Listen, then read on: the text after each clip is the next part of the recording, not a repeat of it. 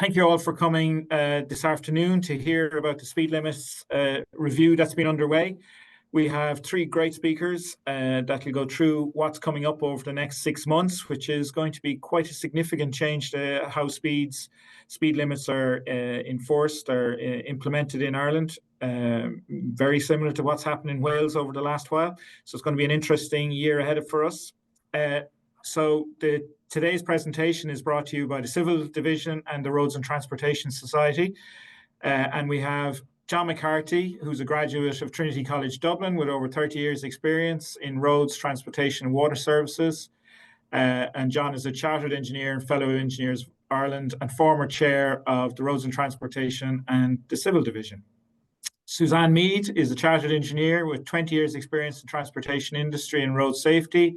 She has a PhD in applied transportation statistics, an MSc in transportation planning, and is a road safety auditor. She currently works with TII as a road safety specialist, policy advisor, and research manager and lecturer at TU Dublin in sustainable mobility. And finally, we have Stephen Barry from Arup. He's a chartered engineer and an associate with Arup based in their Cork office. He's over 19 years experience and is a member of their transportation infrastructure team. He's been assisting the Department of Transport and TII on updating speed limit guidelines over the last 12 months. So we're going to start with John. And if you have any questions, put them in the Q&A and we'll either respond throughout or at the end of the presentation. So I'm going to hand you over to John McCarthy there now, please. Okay, Chair, thanks very much. Very much appreciate the time you've given us as well to all of you out there in terms of hearing us today. It's certainly something we're delighted to have the opportunity to present to you as well.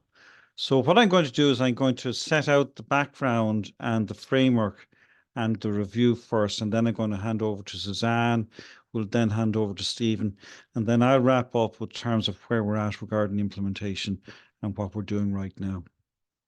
So just in terms of background, I suppose really we need to set the scene, understand the road network we have. Our road network is broken down into national, regional, local roads.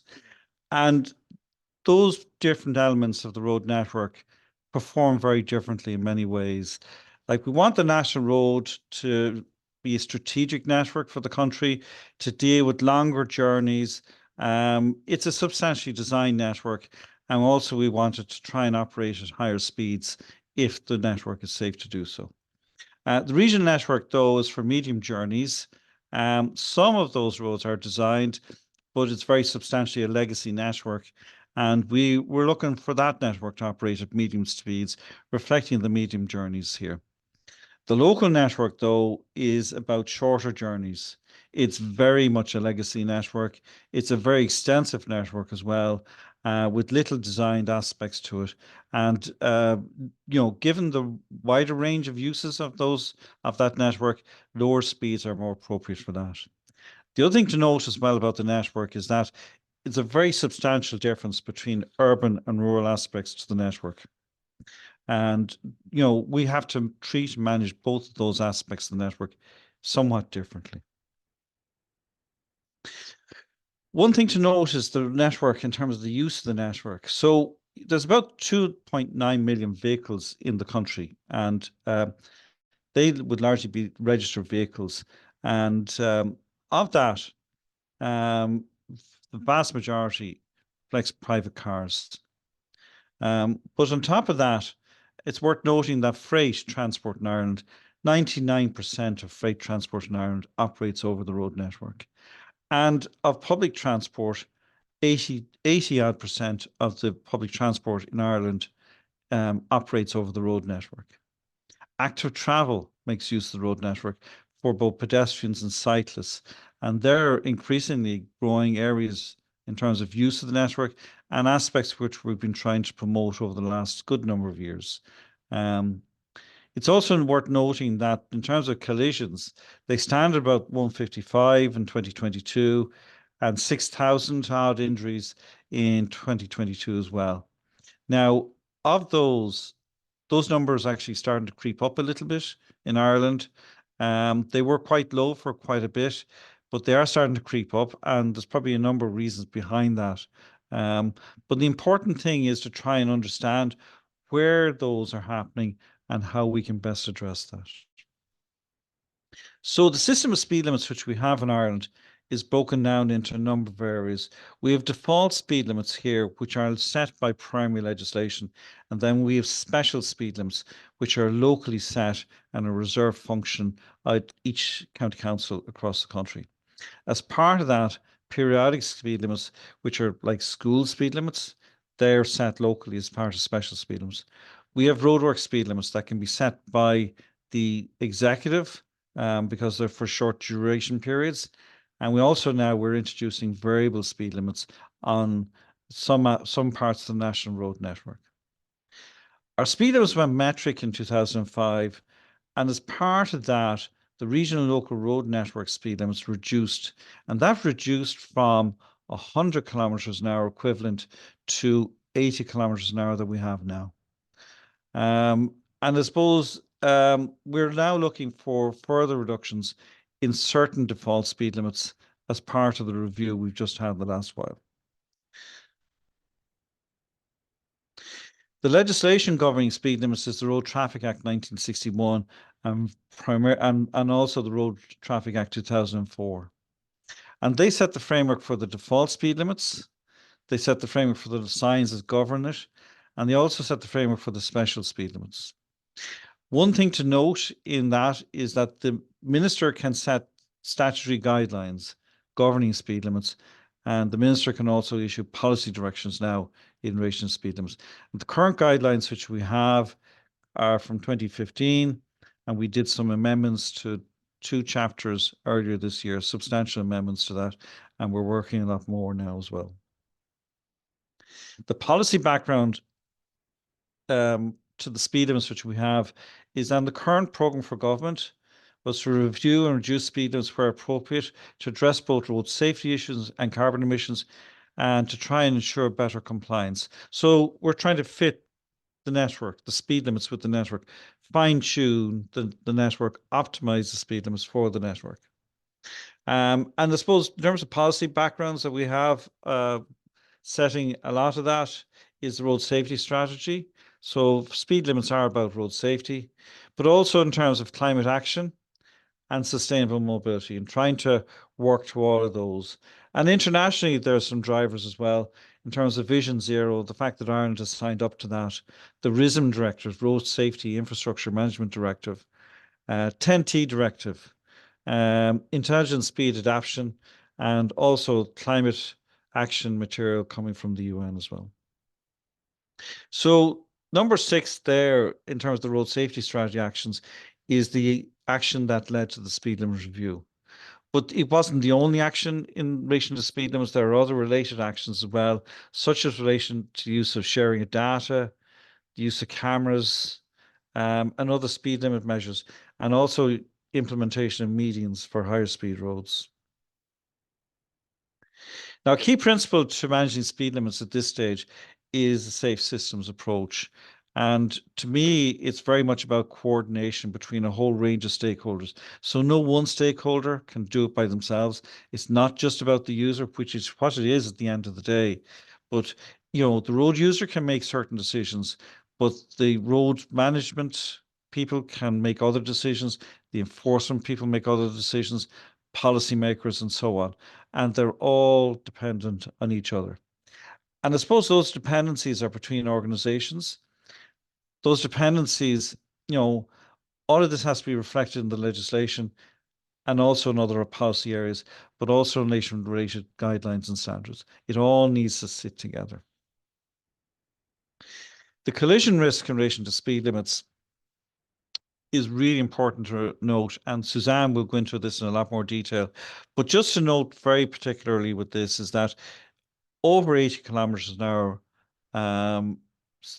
front-on or head-on collisions are very likely to end up in a fatality. And as the speed reduces, the risk of collision may not reduce, but the impact of the collision will reduce substantially. And you can see those impacts there in terms of front-on collisions and then down to collisions relating to pedestrians or cyclists. And that's obviously relating to much more vulnerable users, and the measures relating to those users need to ensure that we have a system or network that can protect those users. So this is a table then from Suave in the Netherlands. And it's, I mean, if you like, it's like an interpretation of those graphs. And just to flag a couple of things for you in terms of that, at the top end of the scale, you're into higher speed motorways with high safety systems, and all that goes with that, mediums down roads.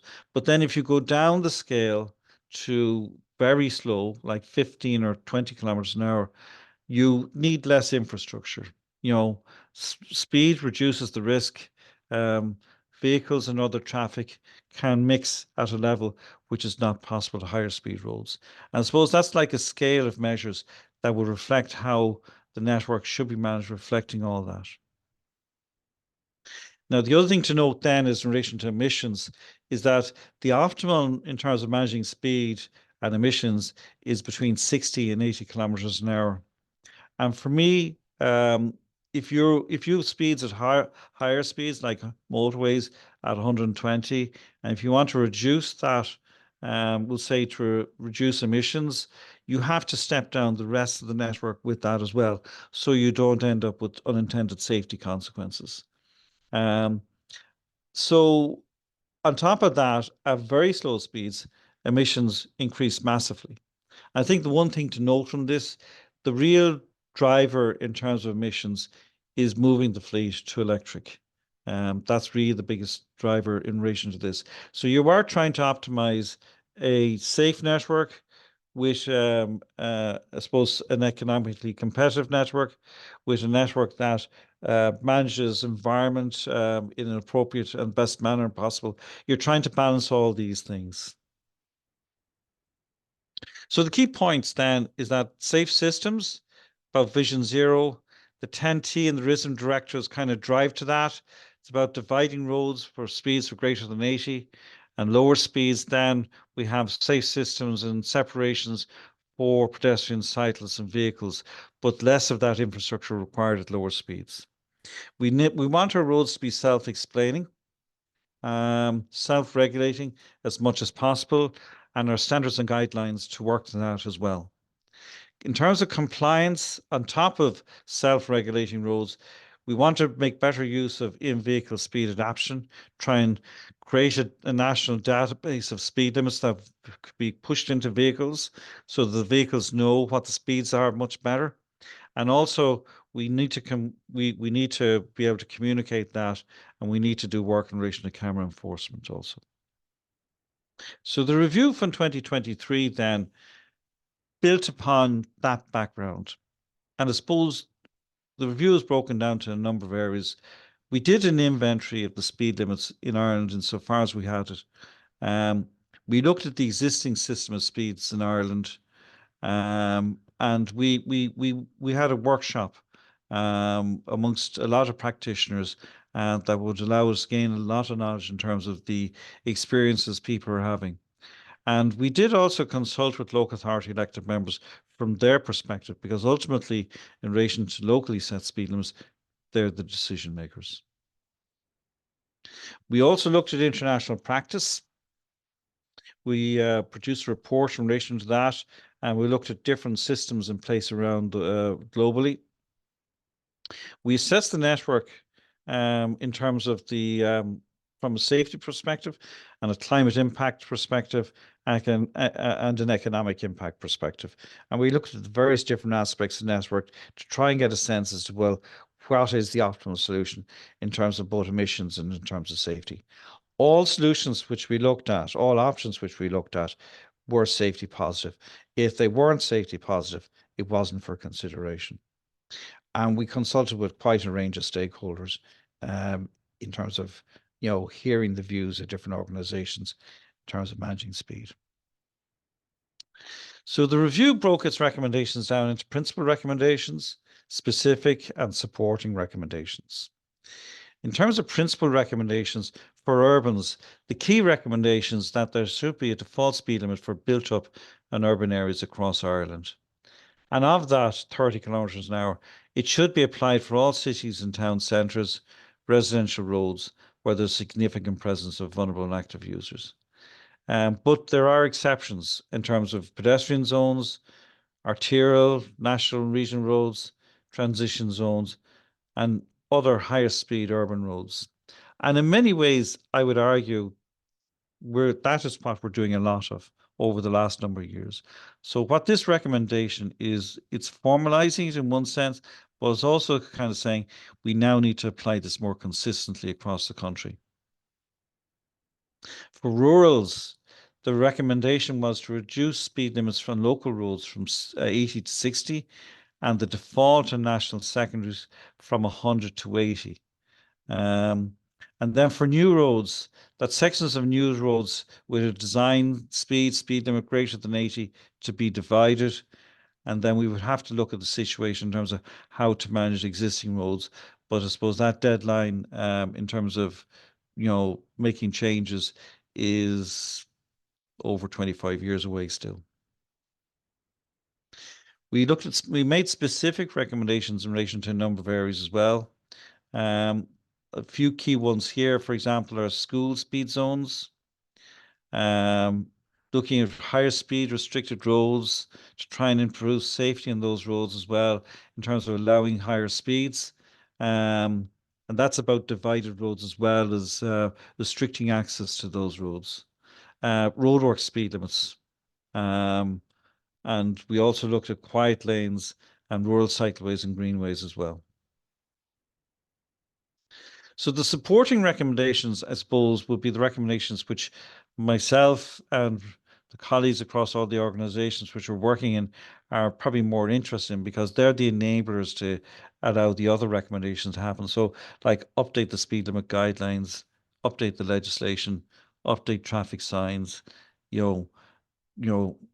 public engagement communications. They're all enablers, but they're the essential pieces that would make the other key recommendations work. So what I'm going to do now is I'm going to hand over to Suzanne to give a bit more background in relation to safety, and then we will go over then to Stephen after that, and I will pick up the end in terms of implementation. Thank you. Okay, good afternoon, everybody. So I'm going to cover one specific phase of the speed limit review implementation, and that concerns the first phase of that, which is lowering the speed on local roads from 80 down to 60, and discussing it with the safe systems focus. So just to look at what's happening with speed. So in terms of speed, when a collision happens, over 30% of all fatal collisions, speed is a contributory factor. And also there's a human factor, a behavioural factor with collisions, particular to Ireland, evolving at the moment and actually getting worse. So 34% of motorists consider high levels of speeding normal in Ireland, and they think that's acceptable. And only 1 in 4 of us, just under a quarter, come into a cohort that would be considered law-abiding with regard to, adhering to speed limits in Ireland. So that is quite stark. So that's how we're treating our roads and how we're behaving when we're driving. So just looking at the fatalities in Ireland, so we can see the green line in the bottom there is national roads, the trend on fatal collisions on national roads, and the yellow line there are combined regional and local roads. So we can see in the regional and local roads, there's quite a different trend happening, kind of diverging from what was happening in the years, in particular before COVID, when we were seeing a consistent drop in the number of fatalities in Ireland.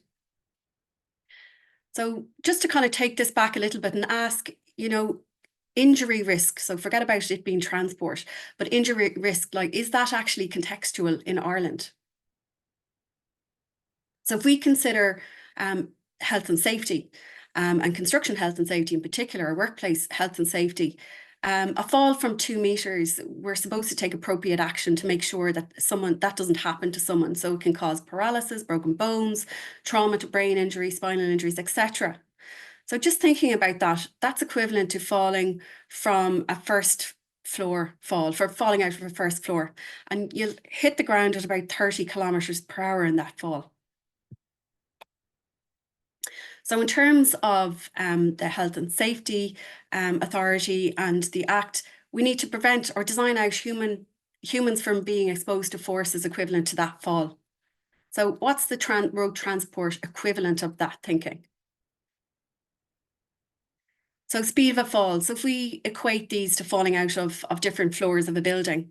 So if you fall out of a 6th floor of a building, we don't have too many of those in Ireland, you will hit the ground at about a force of being hit by a car traveling at 65 kilometers.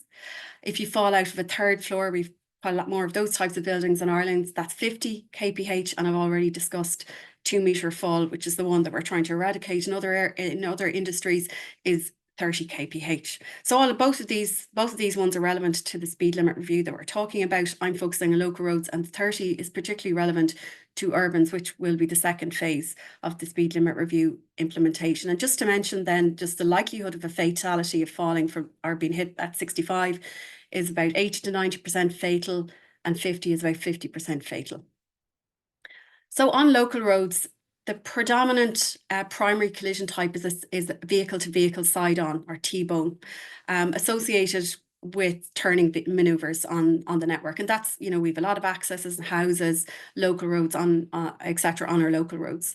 So at the current state of affairs, 80 kph, that type of a collision, vehicle to vehicle, about 90% is going to be a fatal outcome. If we reduce that down to 60, the fatality rate of that is 20 to 30. So a substantial drop in that. So again, the equivalent of that collision and now is a force of like falling out from an 8th floor window. So it's in stark contrast to how we treat other industries when we're thinking about this in engineering terms and trying to design something out in the transport industry. And that's part of the safe systems approach. So the level of force of violence, exerted on the human body, causing serious or killed injury, that should be our basic design perimeter in the transport system, any part of the transport system. There are 3 principles in safe systems to abide by. So one is that people make mistakes. We are going to continue to make mistakes. The other principle is the one I've just been speaking about. We've limited ability to absorb that force on the human body, particularly when it's an unprotected user, not in a car, versus someone in a vehicle, a protected user. And it's a shared responsibility. And John just alluded to that, the level of collaboration that this particular task has required and will require. So getting on to just looking at the local roads, and again, you could do a similar exercise for implementing the 30 kph in urban areas and also on the national secondary roads as well. So what collisions will be impacted on our local roads? Taking a look at those. So there's just under 70,000 local roads from the L1001 in Cork all the way to the 90165 in Wexford. And it's about 81,000 kilometres of road in length, approximately. There's both rural sections and urban sections. And over a 3-year average, and again, the trend seems to be getting worse on these, about 19-20 fatalities occur across this network every year, and about 139 serious injuries. Now, there's a much higher number of minor injuries as well on that network, so I'm not going to mention it here, just to focus on the killed and serious injuries. So this is a graphic of reported fatal and injury collisions on the rural sections of the local roads. And this was produced by our Des in our data analytics section in TII. So you can see from that there's about 58 fatal collisions over the 3-year period, about over 400 serious injuries and over 1,000 minor injuries. So for every one fatal or serious injury, there's 2 minor injuries. So for every 2 minor injuries, you're going to get 1 fatal. So that's what's happening in the rural sections. So if we look at that as an overall percentage of what this phase is going to target in terms of the overall numbers of killed and serious injuries in Ireland, it's about 11%. So going back to that diagram that John had up on his slide earlier. So what's going to happen on this graph? So the side-to-side collisions there from 80, so about 90% of them will be fatal at this point. If we bring that speed limit down, it's going to drop it all the way down to about 30%. And the similar reductions that happen from head-on collisions. Again, on local roads, head-on collisions are probably going to still be a factor on those roads because they're not going to be divided, unlike maybe some of the national roads, or busier roads. And again, there's also an impact on vulnerable road users, the severity of the collision that would happen, the outcomes to them. So again, we're looking for, again, the first principle, people are still going to make mistakes. So we want a transference from killed and serious injuries to minor or less injuries. Again, looking at the local roads, again, looking at the urban case for local urban roads. So again, these ones will be affected by the 30 kph speed limits. And you can see there's quite a concentration and about the same amount of collisions, or actually a little bit higher, even in those small concentrated areas. So in the urban areas for local roads, bringing down the speed is going to have quite an impact as well. And rural roads and urban areas, just to give you a feel for that again, similarly, there's a concentration of serious and killed injuries in those urban areas again. So again, just looking at a bit of a pie chart to see what phase 2 will bring in and how much that will affect on phase 3. If we look at all of the serious injuries and serious and killed injuries that are happening on roads in Ireland at the moment, implementing just the speed limits, what are we targeting here? Phase 1, which is the rural roads, phase 2, which will be implementing the urban speed limits down to 30, and also the national secondaries dropping down to 80. We're looking at quite a lot of those. So we're looking at the yellow, the green and the blue. So that's targeting all of those. And then John also discussed other pieces of specific changes that we want to make to speed limits. And that other part is covered in that other section there. So this is what we're targeting, and that's what the speed limit review is looking to change. So the second question then is, does changing a speed limit reduce collisions? What is the evidence? So part of the speed limit review, we did look at various different cases, and I've just highlighted 2 here. The most similar ones, again, looking at the ones most equivalent to rural local roads. So in France, rural single carriageways, undivided carriageways, the speed limits there went from 90 down to 80 in 2018. So what happened there? What they observed happened was a 13% decrease in road deaths. So they had 209 less deaths after 1 year as a result of doing just the speed limit. There was no other changes. And that excluded the motorways in the urban areas. So that's very, very similar to what we're trying to do here. In a further study then, what kind of happened to the collisions and attitudes in France when that was implemented? So per month, they saw about 5.5 lives were saved. And that's what was borne out. That's what the collision statistics told them when they analysed them.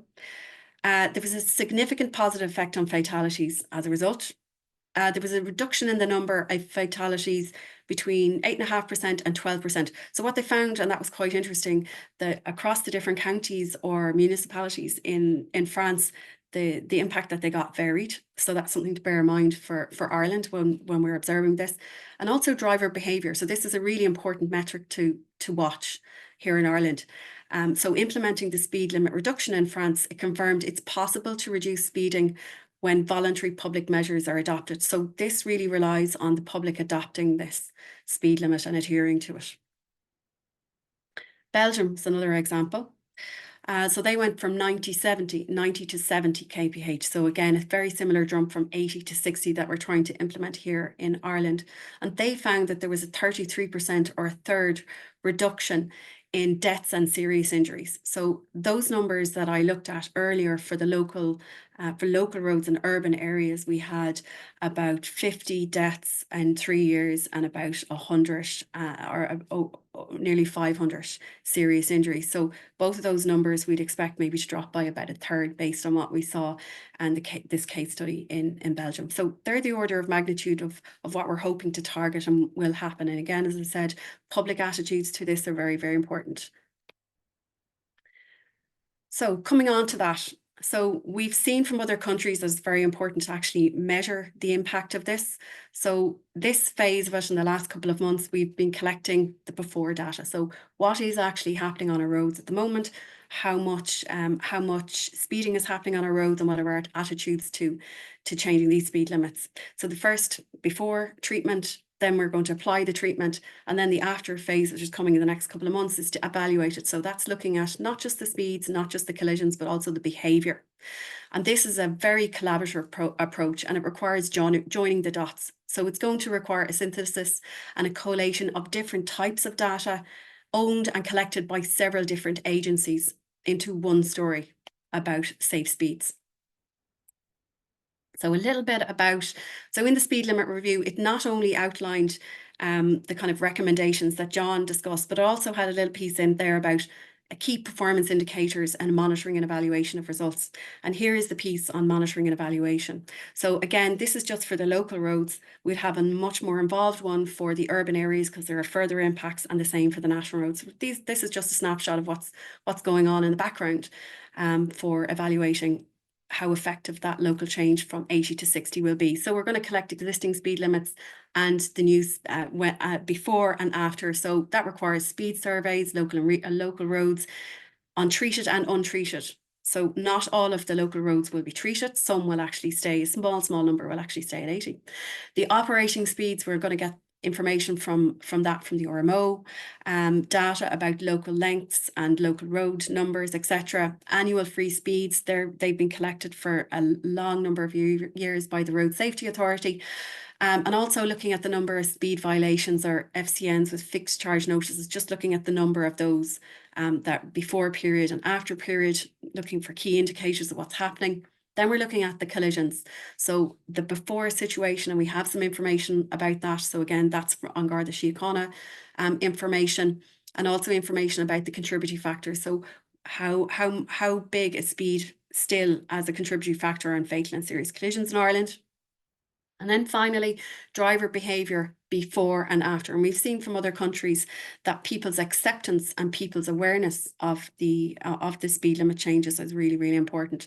So again, looking at driver attitudinal surveys, driver awareness and acceptance, and awareness campaigns. So the timing of awareness campaigns about 30 kph or about speed limit changes to coincide with these changes is important. So again, this type of road safety intervention, traditionally this type of approach would have been called a mass action in terms of road safety, and it usually would have been implemented by a single agency. So with John, again, discussed, this is a cooperative and a safe systems approach. So in terms of a safe systems approach, this one is targeting one of the pillars, which is safe speed specifically. It's a highly collaborative approach with multi-agencies, and I've just listed off just a few of them for brevity. John is going to list off more later in follow-up slides, but it's evidence-based. It will have monitoring and evaluation built into it. It requires research, and it requires a lot of data sharing. It required legislative changes and communications more, which will follow in the next couple of months. Thank you. And I'm going to hand over now to Stephen. So I'm going to talk to you for the next 10 minutes or so about the current work ongoing on the speed limit guidelines and the updates to the speed limit guidelines that we're currently working on. So firstly, the guidelines and the updates that we're currently doing and looking at the aim of the updates. So just to reiterate what John has already noted and what Suzanne has gone into in more detail, is that the aim of the speed limit guidelines update essentially is to have safer roads, and I think that underpins everything that we are currently doing. Also, the 80 kph on the national secondary roads and the 60 kph on the local roads, both of those have been introduced to prevent fatal and serious injuries from head-on collisions. Also, the default of a 30k zone in urban areas is also being brought in via the updates. And also worth noting that the special speed limits are only for exceptions, and I will come to that in some more detail in the coming slides. So the guidelines updates, so the guidelines themselves are generally split into two main sections of rural roads and urban roads. So I'm going to cover the rural roads first and then come to the urban roads thereafter. So just looking at the initial considerations on the rural roads, this is for the single carriageway roads. So this would be, so from the outset, the default speed limits outlined at the table below, they need to be brought in by local authorities unless they are altered through locally adopted special speed limits. And the default speed limits on the table at the bottom here are so the national primaries are at 100, so there is no change on those. National secondaries at 80, which have been reduced from 100. Regionals are unchanged at 80, and the locals at 60 have been reduced from 80. So there is a separate criteria for local roads as well that I will come to in a few moments. So looking at the single carriageway roads in a rural setting, so typically this would be for a national secondary road. So there, the working group that has been formed has done a lot of work over the last number of months at this stage on a flow chart for the single carriageway roads. So this flow chart is here on the right-hand side of the screen. So essentially this flow chart will look at the determination if there is potential for a review to be held to examine if a special speed limit would be appropriate. So for example, for a national secondary road, which are being reduced down to 80, is there potential for a review to be carried out whereby the road may be appropriate for an exception, which would be retained at 100 kph. So with that in mind, there is a two-stage process where stage one looks at the primary criteria, and then that would then proceed into a stage two assessment, which looks at other criteria in a more qualitative approach. There may be some scenarios whereby stage two doesn't apply, and in that case, then the road in question would not be appropriate. If the road in question goes down through the stage one and stage two assessment, and there's a positive from that, then there may be potential for a review to be held. Then in that scenario, in the flowchart here under the dashed lines here, there would be local authority would consult with a Garda Síochána and also consult with TII, given that it would be a national secondary road whereby there would be written consent from TII would be required. Thereafter, the last step would be whereby the local authority would have engagement with the elected members. So just looking at the stage one and the stage two assessments in a bit more detail. So stage one assessment here, so it's split into two main areas. The first area is looking at the road paved width, and then the second item looks at the vulnerable road users. So the top section looks at the road paved width. So for those that are familiar with the 2015 guidelines, this is effectively known as the 7-meter rule, and that has worked well over the last 10 years or so. So effectively that has remained unchanged. So the road paved width, which including the hard shoulders and hard strips, so if it's less than or equal to 7 meters, then the 80 kph would be applied. If it's greater than 7 meters, then you may proceed to stage two. The second part of the stage one is looking at the vulnerable road users, and it looks at if there's designated routes for vulnerable road users. And in this scenario, designated would be whereby a local authority would have a road signed or delineated, or if the road is on a cycle network such as a Eurovelo route, potentially, or the National Cycle Network. Also, it looks at whether there's linkage to a greenway or a blueway. Linkage in this scenario would be whereby either non-motorized vulnerable road users guided onto the road to connect to the greenway or blueway in question. So that is the stage one assessment. Stage two assessment, so this looks at other criteria in a qualitative approach. So it looks at the geometrics of the horizontal vertical alignment, cross-section, stopping sight distance. It also looks at items such as seasonal peaks or local attractions. So in coastal regions, this may be an example would be if there access to beaches in the coastal scenario. Also, there's other questions such as, are there other destinations of interest, such as sports facilities, which may be the case in a number of, on the outskirts of a number of rural settlements. Also, the number and type of junctions is looked at. The type of vehicles is also looked at. And at the bottom of the page here, the number of accesses, so whether there's a low, medium, or high number of accesses on the road that's being tested. So that's the stage 2 assessment. So looking at the local roads, so as I said, this is quite similar approach with the flow chart on the right-hand side, similar to what you would do for a national secondary road. So the key question here is that this would be for a scenario whereby a 60 may be looked at, and is there potential for that to be increased and to remain at 80 on a local road? So the flow chart here on the right hand side is essentially the same as for a national secondary road, with one of the key difference here being whereby there would not be interaction with a TII, whereby the local authority would consult with the AGS and then on to engage with the elected members without any consultation with TII, if that would be a local road. So looking at the stage 1 and stage 2 assessments, again, these are quite similar to the previous example of the national secondary road. The key difference here is that the road paved width item, whereas previously we would have had the 7-meter rule, as I referred to earlier, which was in the 2015 guidelines. So for local roads, there's 3 different items, whereby it's less than 5 meters in width, and the 60k would be applied. If it's between 5 and 5.5 meters, it should remain at 60 unless there's some other criteria that applies. And if it's greater than 5.5 meters, then you may proceed on to the stage 2.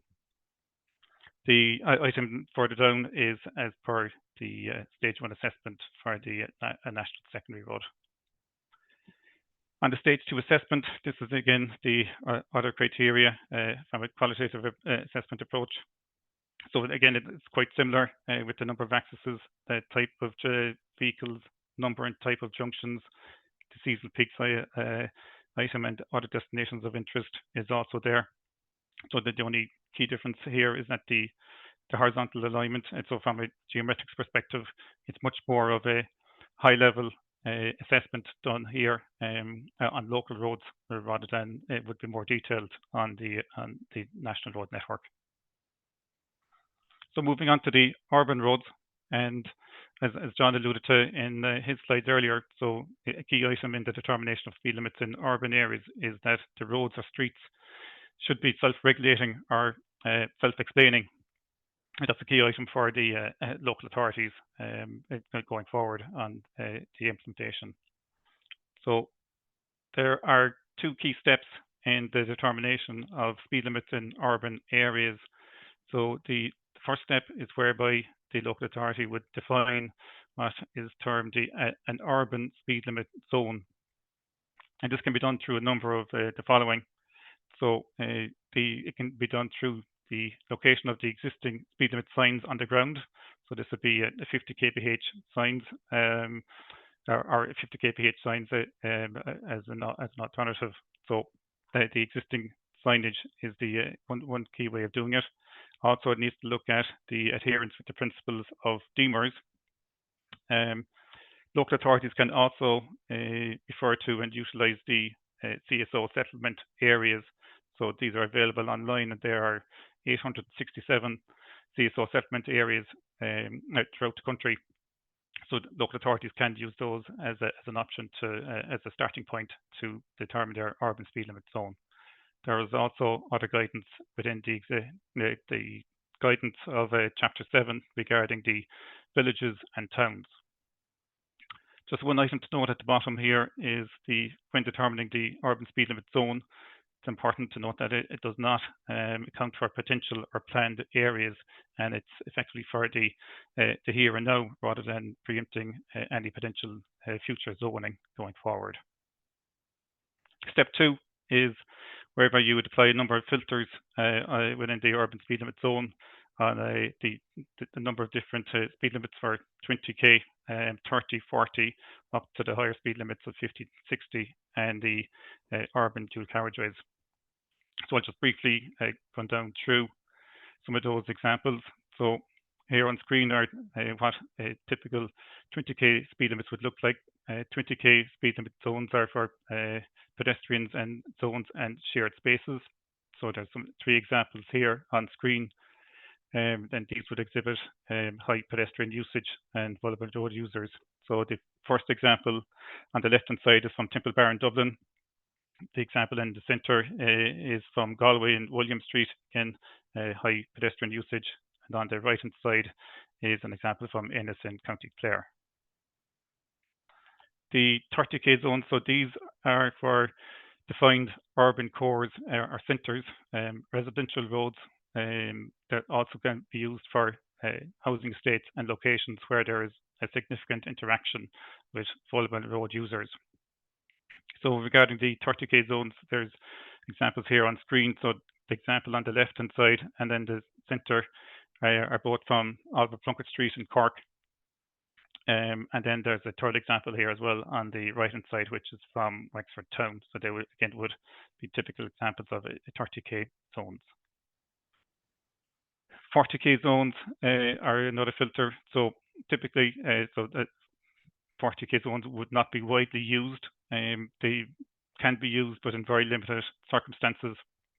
Can be used by exception, whereby a 50k zone is deemed unsuitable and does not meet the criteria for a 50k speed limit. Regarding 50k zones, these are typically for national, regional, arterial roads and key public transport routes outside of the defined urban core or centre. So there are examples here on screen. So the one on the left is a regional road in County Donegal. The central example is a national primary route, the N21 in Adair, County Limerick. And then on the right-hand side is the national secondary road, the N67 in County Galway. Again, we're staying with those examples. So 60k zones, these are for transition zones on national, regional, arterial roads and key public transport routes. And again, using the same examples of the regional road in Donegal, the N21 in Limerick, and the centre example, and on the right-hand side, the N67 in County Galway, which the three of those are transition zones with a 60 kph speed limit. Lastly, the arterial roads. So these are roads with a higher design speed, or where there's a speed access is maybe limited. So these may be items such as motorways, certain dual carriageways, and other roads that may have higher design speeds. So the examples here shown. So on the left-hand corner is the N8 in the Lower Glanmire Road in Cork. As you travel east from the city towards the Dunkettle interchange, is shown here on screen as a 100 kph zone. The central example is the N11 in Donnybrook in Dublin. Again, it's a similar scenario. And on the right-hand side is the N4 in Sligo, which also would exhibit similar characteristics to the other two examples in Cork and Dublin. So that's a very quick overview of the current work that the group are doing on the guidelines updates. I will now hand you back to John, who is going to conclude with the implementation piece. Thank you. I'm conscious of the time, so I'll try and be quick over the next number of slides. So really what at this stage I want to talk about is the implementation, where we're at in terms of implementation. The review report was published in September 2023. It was main report and 3 sub-reports, and it was also peer reviewed, which I think gave it a good additional strength and verification that the methodology and approach in the review was solid. We formed an implementation group thereafter, and we broke down the implementation into 3 phases. One, look at the rural local roads first, and then looking at the urban and national secondary roads, and then looking at schools and other remaining actions after that, trying to achieve that over a 2-year period if we can. We're currently in phase 1, and we're about to start into phase 2 for the urbans as well. And phase one is progressing with procuring signs, and also importantly, I think really we're very anxious that each and every local authority has a chance to engage with the elected members and engage with the public locally as to the need for bylaws implementing phase one. So an implementation group was formed and responsible for the overall implementation of the review. It's chaired by a local authority chief executive from Donegal, John McLaughlin, and it has the responsibility in terms of coordination and oversight of legislation and guidelines, developmentation of the implementation plan, performance indicator, monitor and report on progress. And it's multi-agency approach with all the key agencies responsible there. This kind of give you a sense of the group structures that we're using. We have a lot of groups, and you can see the review group that was there initially that is now disbanded because it's completed its work, and we moved on to an implementation group. But even under the implementation group, we have a lot of working groups dealing with a number of key areas, of which probably the guidelines is probably the most active. But the data monitoring group is getting very active at this stage with a very big task ahead of itself. And I would argue that the comms group is probably the most critical at the end of the day. So we've done work since the review in terms of amending legislation, dealing with a lot of legal queries that have been arising, and looking at potential need for further amendments, and also about commencing those regulations, some of which we're about to do very soon. In terms of comms, we're looking to develop a multi-strand and multi-agency approach, looking at the rural roads first, develop packs and update the website to align with the comms approach, and also in terms of engaging with the public and practitioners out there. The signs, we're having to do work in terms of updating signs in parallel, and we're looking at procurement of those signs as well through a small unit in Cork County Council. And we're looking at the appeals process, and we're trying to work on providing funding for local authorities as well. So the guidelines have been updated in 2 phases. And the green is the ones we've done now. We've done a lot of work in terms of the defaults. We'll probably do a bit more work in terms of bedding it in better into the document and improving illustration. But the core material is there and is correct. In relation to other matters which we're going to yet to address in terms of the guidelines, and we've started working on, is the whole piece about urban definition, schools, roadworks, mapping, and looking at the whole piece about process and training. So, for example, in some of the key work streams here, for urban roads, trying to define and understand what an urban area is, and trying to give better understanding to practitioners as to how to go about setting out up an urban speed limit zone. For me, that's one of the critical tasks which we're working through at the moment. We have defined the concept, but we want to try and better explain it, so when we're communicating to people, that understanding is there. Looking at the whole piece about school speed zones as well, trying to put in place guidelines that will work better for those schools across the country. And also in terms of other areas like cyclist streets and restricted roads and roadworks, big jobs with each of those areas. The comms is probably one of the most critical pieces of the review implementation, and engaging with the public, engaging with the elected members locally, and ensuring that there's good buy-in and also good understanding as the approach. And not just that, but they're also participating in the implementation, and that they're able to provide feedback as part of that implementation, so we can hear what they're saying, and we can also allow ourselves to adapt and I suppose work on the and improving the approach as a whole on an ongoing basis. And that reflects the safe system approach, I must say. And we have yet to look at the whole piece about urban and schools, and they will require their own separate comms pieces as well. Just in relation to data monitoring, Suzanne has mentioned a good bit about that. It's going to be required for each phase, and we're going to have to develop performance indicators as well. One area which we've done work on, and we're nearly there, at least we think we are, is in relation to mapping, trying to standardize mapping across the country for the purpose of making bylaws.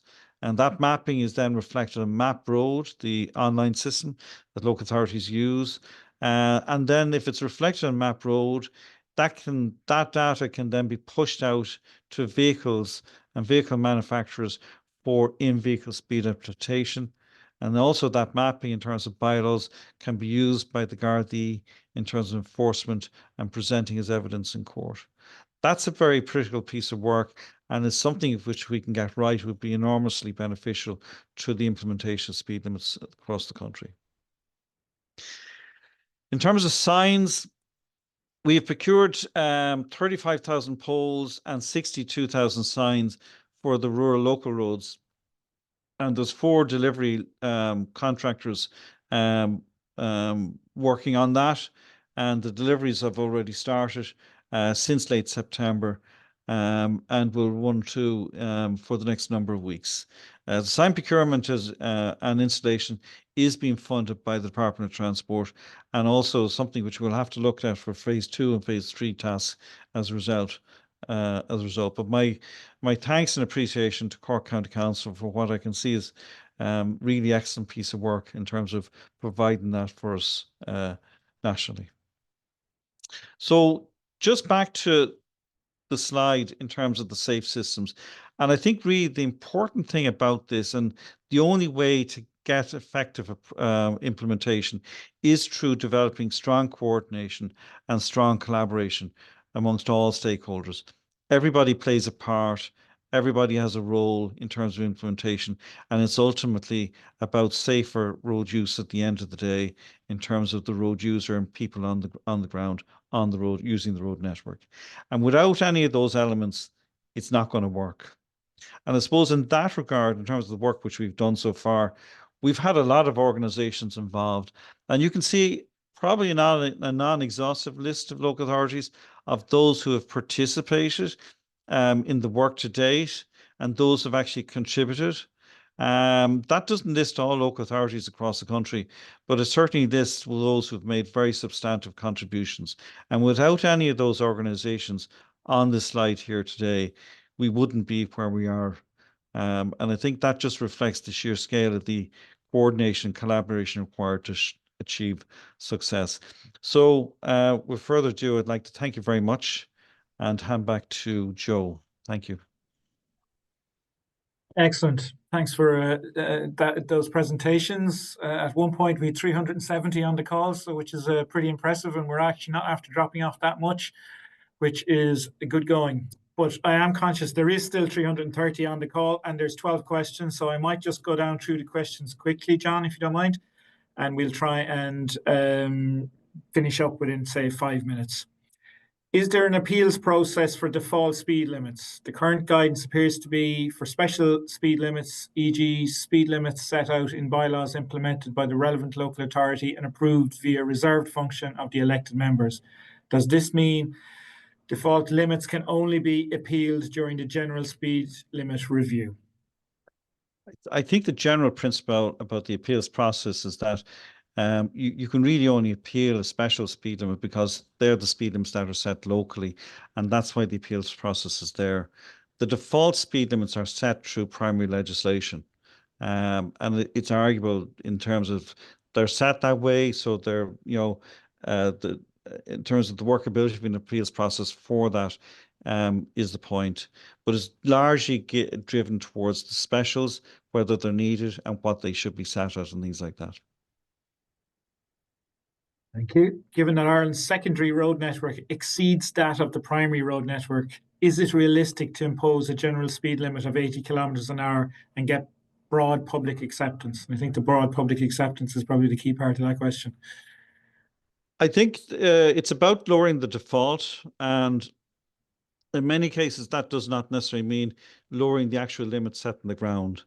Our estimate is about 40% of that network would probably operate at 100, and 60% would operate at 60. So we think it's a path of least resistance by lowering the default to get more consistent approach to speed limits on the national secondary network. But you're also taking into account the type of road, the look of the road, all of that. Correct, yeah. And if it's divided, yeah. The phone. Yeah. Yeah, and if it's divided, yeah. I think also, Joe, the general feedback granted on the local roads has been very, very positive, where they've gone from, say, going from 80 down to 60. The feedback there from local authorities has been very, very positive. So if that's reflected onto the national secondary roads, then hopefully it should be good acceptance there also. Okay. Next one, is there an implementation infrastructure changes as part of this? I think the answer is no yet on this, isn't it? Not immediately, no, but in time, yes. Yeah. It will impact on infrastructure. In terms of changing all the signs on some national roads where the speed has been reduced from 100 to 80, what appears to be stickers with the new speed limit have been pasted over the old limits. Will this practice be followed in changing all local road signs, or will entirely new signage be required? But I think you've answered that already with your your 60,000 plus new signs coming out. They will be replaced. Yeah. I presume an exception could also result in a decrease in the speed limit on some sections. Yes. I think in one case you were saying up, so it can go the other way as well. For example, on an urban road, although the default is 30, it could go down to 20. Okay. Long term, why not also limit the vehicle potential to exceed speed limits, engine sizes, power available, which would limit dangerous driver behavior? I always think this one's a funny one in that we limit bicycles and scooters to speed limits, but we don't limit cars. Anyone like to take that? Yeah, I think it's a good question. I think it's definitely part of a safe systems approach for safer vehicles. So not necessarily influencing what happens through speed limits, which is what we're trying to do, but it's more of a question also the introduction of various different levels of automated vehicles. And actually, John just illuminated on the digitization of the speed limits and getting them mapped is actually a big part of that, to be able to share it with operators and test it in Ireland. I think it's a big question, though. I think we all kind of know it's probably the right thing to do, but whether it'll ever happen, it's implementing it. Yeah. Well, interestingly, there is, there's things happening in that space as well. With there's part of the road safety strategy is one of them is to look at a strategy for the introduction of automation vehicles in Ireland. I mean, automation means autonomous vehicles. The functionality of that means a lot of things. It's not just the self-driving vehicle. There are stepping stones to that. So I think there's work coming in that space. Okay. There's an interesting comment here. To avoid a repeat of the French scenario where local authorities reinstated the speed limits on more than 50% of the national secondary roads to 90 kilometers an hour by 2022, reduced to 80 in 2018. So should the decision to monitor and set future speed limits for these not stay with TII? Not 100% sure what's the meaning. I'm not sure quite what the question is. I'll try and answer it. Yes, part of the monitoring is the understanding what's happening before. So, for example, some of the local roads currently that are posted at 80 don't actually operate at 80, for example. So if we just looked at afterwards, we think we had a win, for example. So understanding, where the change is coming. The other thing about other countries that has not been done here, and in particular in the urban areas, is that it's not a blanket application either.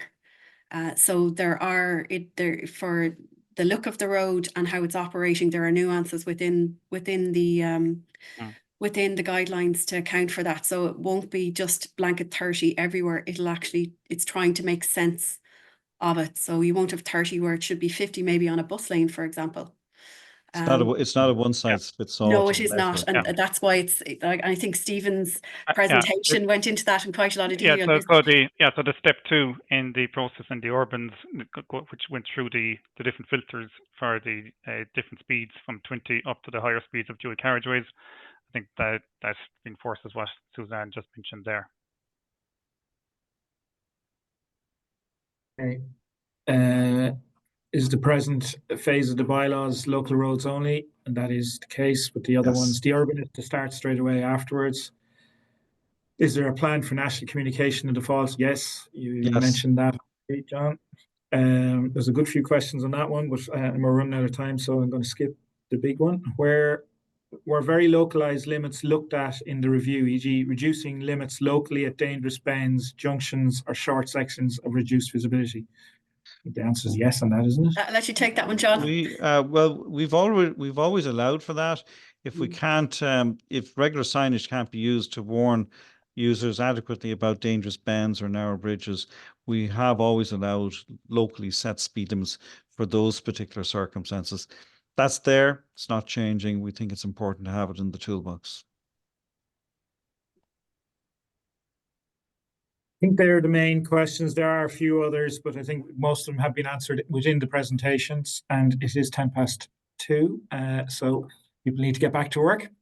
Thank you for a great presentation, and keeping 370 people online for an hour at lunchtime is pretty impressive. So that was great work, John, Stephen, and Suzanne. So thank you very much on behalf of the Civil Division.